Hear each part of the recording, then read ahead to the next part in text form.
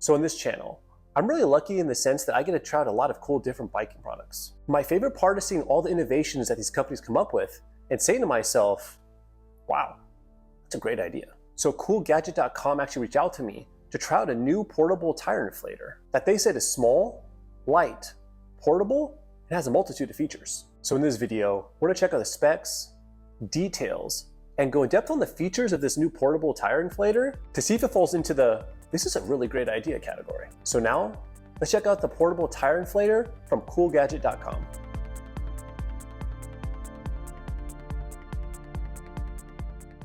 So the portable bike pump that we're looking at today is actually manufactured by a company called Smart Niwo. But from my research that I've done for this video, it seems like it's sold exclusively at CoolGadget.com, which is a website that specializes in producing and selling innovative and eco-friendly products, ranging anywhere from collapsible travel water bottles to backpacks with pixel LED lighting. But getting back to the portable bike pump, there's two versions available, the sports version and the pro version, with both being pretty identical, except the pro version comes with an extension power bank module. So first, I'm going to go over what to expect with the regular sports version. So the bike pump comes with an internal 6.3 watt-hour battery, and it has a really thick plastic casing and a very nice solid and high quality feel to it. It doesn't feel like some cheap pump. There is some heft, and it weighs in at 360 grams, and it feels like it wouldn't break very easily. The pump is also very compact, measuring 137 millimeters in length and 55 millimeters in width, so it is small enough to comfortably fit in your hand.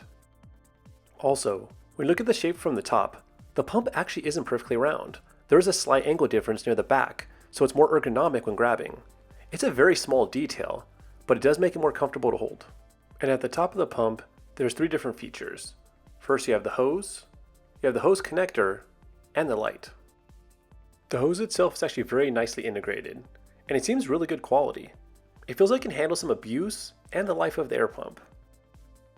Also, the hose is magnetic, so it won't fall out if it's turned upside down or being shaken around. This also serves as the on-off switch for the unit itself. You push down on the hose until you hear a clicking sound and turn it on,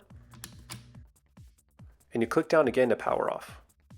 Next to that is a hose connector where you screw in the bike pump hose.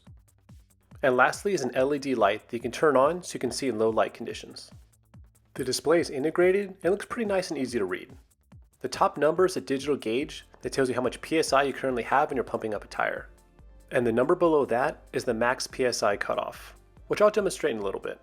To the upper left corner is the on-off button to control the LED lighting. In the bottom left corner is where you can cycle through the modes and switch between PSI and bar.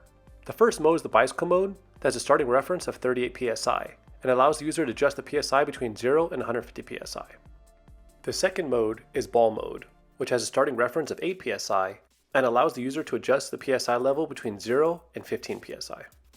The last mode is custom mode, which allows the user to adjust the PSI level between 0 and 150 PSI, but has a starting reference of 100 PSI.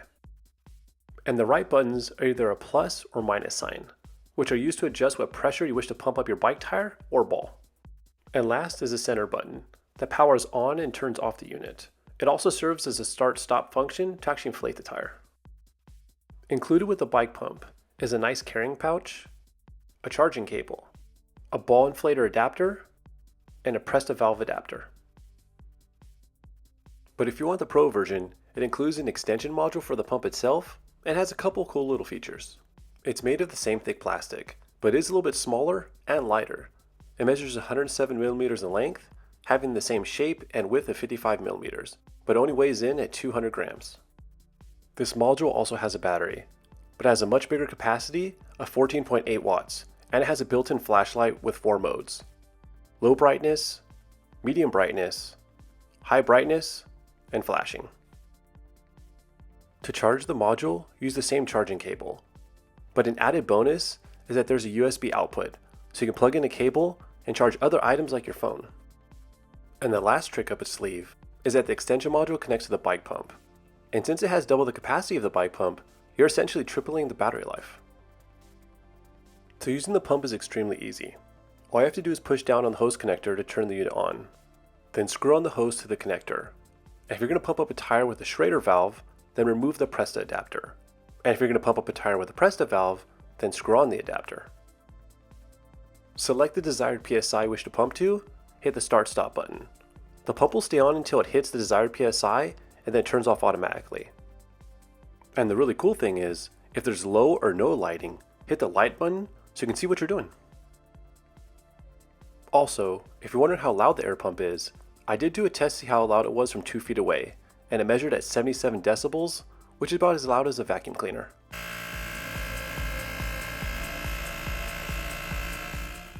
And since this air pump is advertised towards bikes, I want to test out how it compared to a standard air pump and if it can meet the basic functions of a bike pump. So the first thing I tested is its portability, since most of the time you really need a bike pump is when you're on a ride. So the pump is very compact and easily fits in a camelback. But I usually use a hip pack when I go riding, and the pump easily fits inside a hip pack as well. And since the pump isn't that heavy, I never actually noticed any difference in the weight when riding. The next thing I tested is how long it actually takes to pump up a mountain bike tire from flat to 25 psi. So the tire I'm pumping up is a 27.5 inch tire with a 2.3 inch width. First, I wanted to test it out against a traditional portable bike pump that you would typically carry with you on a ride, and this is a direct competitor to the portable electric pump. So one huge negative of this pump is that there's no PSI gauge. So on a ride, you'd have to go by feel or have a portable PSI gauge with you. And to ensure that actually filled correctly to 25 PSI, I periodically checked with a floor pump that I have sitting around that has a PSI gauge. So pumping up this tire with this pump was an absolute nightmare, and I was sweating a lot. And after 2 minutes and 33 seconds, I just got really frustrated and I gave up. And the worst part is, I only got the tire up to 20 PSI.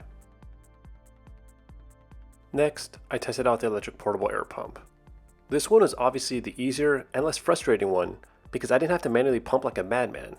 And I had a PSI gauge on the actual pump, so I didn't have to check the PSI with a separate gauge.